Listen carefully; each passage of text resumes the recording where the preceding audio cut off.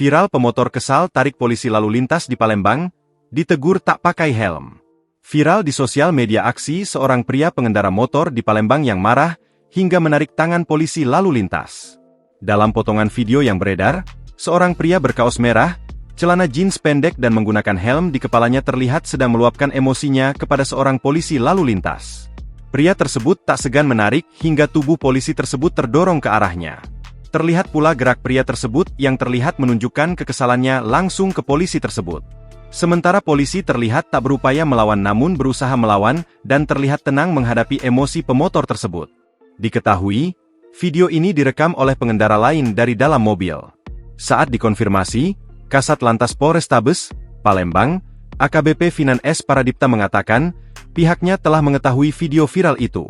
Benar peristiwa tersebut ada dan terjadi pada Senin, 26 Mei 2025, di Simpang Patal sekitar pukul 14, ungkapnya. Peristiwa tersebut terjadi saat anggota Satlantas Polrestabes Palembang sedang melakukan pengaturan lalu lintas. Pengendara R2 tersebut melintas tidak menggunakan helm. Petugas mendapati helm pemotor itu digantung, bukan digunakan sehingga ditegur. Lebih jauh Finan mengatakan, pada saat anggota mengarahkan pengendara itu untuk menepi ke arah pos supaya tidak mengganggu arus lalu lintas. Pengendara itu langsung kabur ke arah Jalan MP Mangkunegara, dan sudah diberikan tilang, tutupnya.